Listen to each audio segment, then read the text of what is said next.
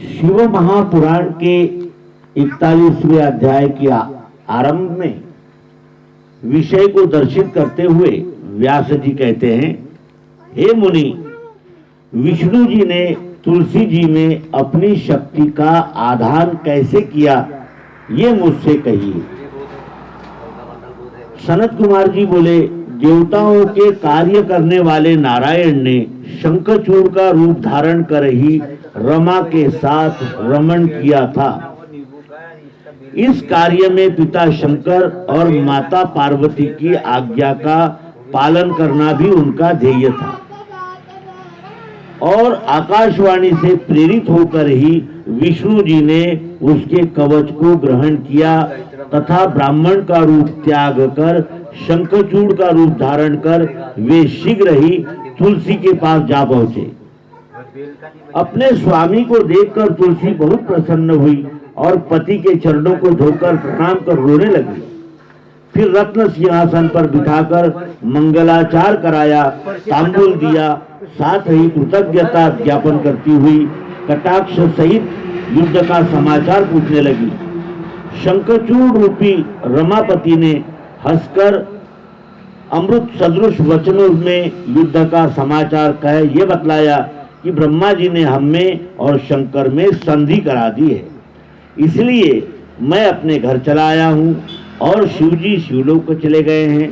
ऐसा कह जगतपति ने शयन कर उसके साथ विहार भी किया।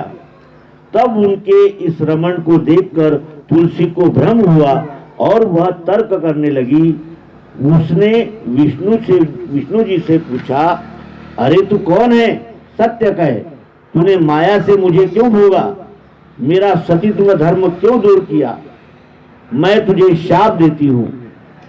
तुलसी के शाप के भय से विष्णु जी ने अपनी सुंदर मूर्ति बना ली और तुलसी ने वह रूप देख चिन्हों से उनको विष्णु जाना और अपना पातिव्रत्य भंग हुआ ये जानकर बहुत क्रोध किया। तुलसी ने कहा, हे विष्णु, तुम में दया नहीं है, तुम्हारा मन पाषाण के समान है।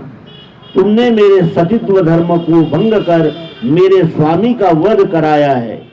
तुम बड़े कर्महीन भी हो, इसलिए मैं तुम्हें शाप देती हूँ कि तुम पत्थर हो जाओ। और तुम्हें दया के सागर कहना व्यर्थ है। तुमने दूसरे के लिए एक निरपराध भक्त को क्यों मारा? ऐसा कहकर शंखचूड़ की प्रिया सती तुलसी अत्यंत विलाप करने लगी।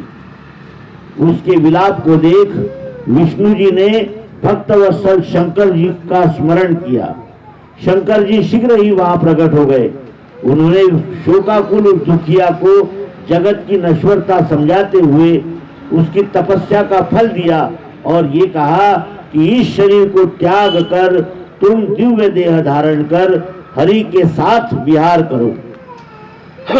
साथ ही तुम्हारा ये शरीर छूटने पर भारत में गंडकी नदी होगी और देव पूजन के साधन से कुछ काल में तुम मेरे वर से प्रधान रूपा तुलसी नाम से विख्यात होगी और स्वर्ग, पाताल और नर्त्य तीनों लोकों में तुम सर्वदा हरि की समीपता पाओगी और सब वृक्षों में तुम्हारा श्रेष्ठ स्थान होगा।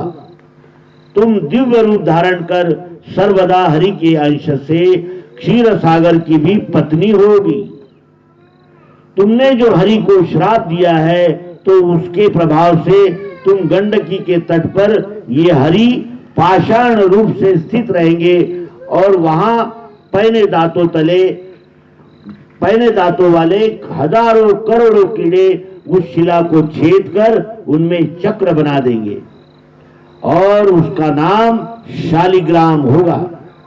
इस प्रकार समझाकर शिवजी अंतर्ध्यान हो गए। तुलसी प्रसन्न होकर उस देह को त्याग दिव्य देह को प्राप्त हुई।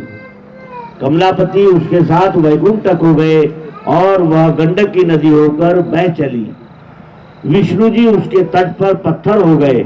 उस पत्थर में कीड़े अनेक प्रकार के छिद्र कर देते हैं और जो पत्थर जल में गिरता है वह बड़ा पुण्यदायक होता है। शिवजी के महात्म्य सहित ये आख्यान बड़ा ही भक्ति मुक्तिदायक है। हे मुनि, यह सब तो मैंने तुमसे कहा, कहिए अब इसके आगे आप और क्या सुनना चाहते हो? नारद जी बोले, हे ब्राह्मण, शिवजी के महान चरित्रों को सुनकर अभी मुझे तृप्ति नहीं हुई है, इसलिए हे ब्राह्मण, उन महान आत्मा शंकर के चरित्र और भक्तों के आश्रित हुई उनकी सुखदायिनी लीला को आप मुझसे और कहिए। ब्रह्मा जी बोले, जलंधर का वध सुनकर सत्यवती के पुत्र व्यास जी भी ब्रह्मपुत्र मुनीश्वर से यही बात पूछने लगे थे।